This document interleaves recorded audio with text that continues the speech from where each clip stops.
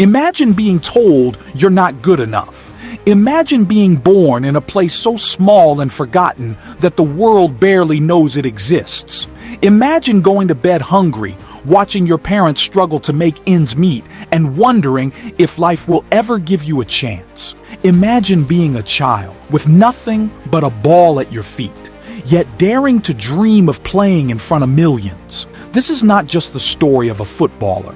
This is not just about goals, trophies, or records. This is about a boy who came from nothing, who turned hunger into fuel, pain into discipline, and rejection into greatness. This is about resilience, sacrifice, and the unshakable belief that no obstacle is too great if your dream is strong enough. This is the story of Cristiano Ronaldo, a name that today echoes across stadiums, headlines, and history books, a man celebrated as one of the greatest athletes to ever live. But before the glory, before the fame, before the Ballon d'Or, there was only struggle. Struggle that could have crushed him, struggle that could have made him quit, struggle that most people would not have survived, but he did not quit. He did not give in. He fought. He endured. He rose. Cristiano Ronaldo dos Santos Aveiro was born in Funchal, Madeira, a small island off the coast of Portugal. Life there was simple, but for his family, it was a daily battle. His father worked as a kit man at a local club, barely making enough to put food on the table. His mother worked long hours as a cook and cleaner. Poverty wasn't just an inconvenience. It was a constant shadow hanging over the family. Their house was small, cramped, and filled with worry. Ronaldo grew up sharing a room with his siblings, often going without the things most children take for granted. Yet even in those humble conditions, he found joy in the simplest of things. Kicking a ball on the streets, dreaming of something bigger, something beyond Madeira. At school, he didn't fit in. His Madeiran accent made him the target of cruel jokes. Teachers called him distracted, unfocused. His classmates dismissed him as a dreamer.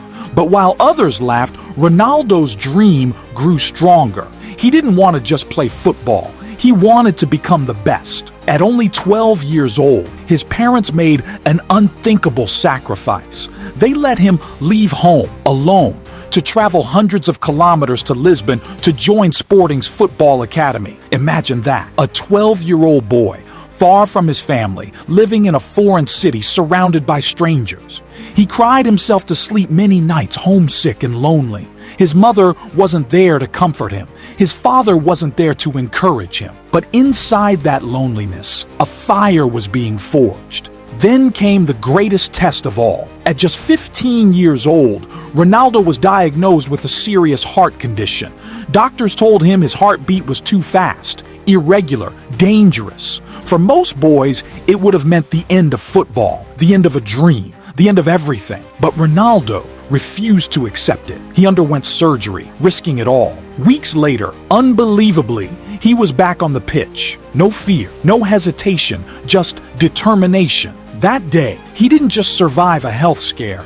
He proved to himself and the world that nothing, not even his own body, could stop him. Back at Sporting Lisbon, Ronaldo's obsession with football became impossible to ignore.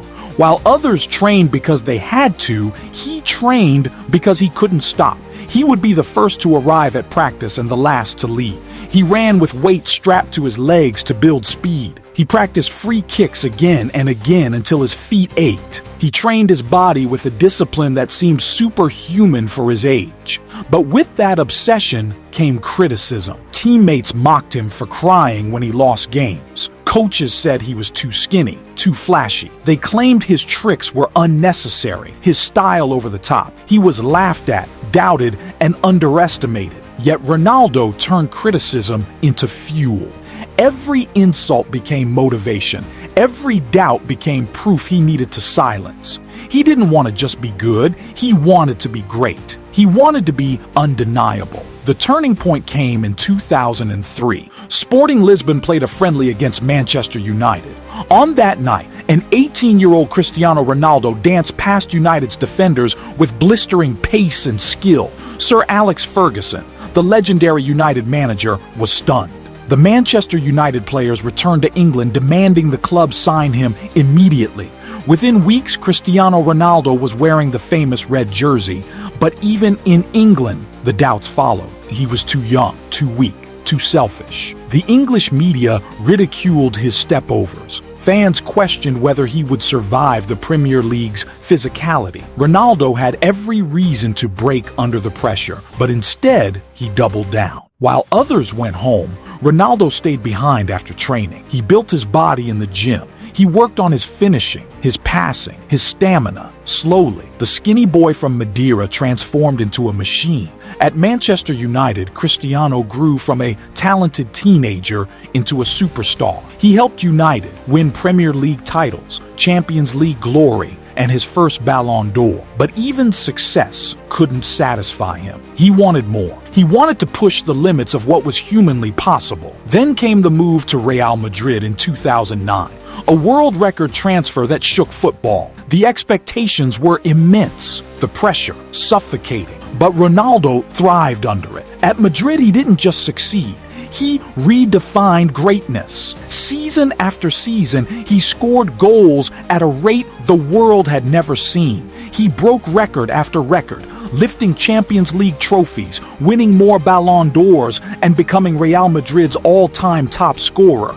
But what made Ronaldo truly remarkable wasn't just his talent, it was his relentless mindset.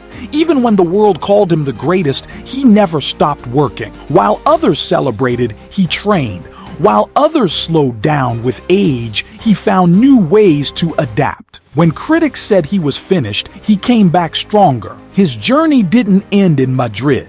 He carried his fire to Juventus, then returned to Manchester United, and later to Saudi Arabia. Wherever he went, the same truth followed. Cristiano Ronaldo was not just a footballer. He was a symbol of what happens when discipline, sacrifice, and hunger meet talent. Cristiano Ronaldo's story is not just about football. It's about life. It's about proving that your beginnings do not define your endings. It's about showing the world that no matter how small your home, no matter how big your struggles, no matter how many people doubt you, you can rise. He was a boy from Madeira, mocked for his accent, told he was too skinny, diagnosed with a heart condition that threatened his dream. Yet today, he stands as one of the greatest athletes in history. And here is the truth. His story is not just his. It's yours too. Because like Ronaldo, you will face obstacles. You will be doubted. You will be told it's impossible. You will feel the weight of failure pressing down on you.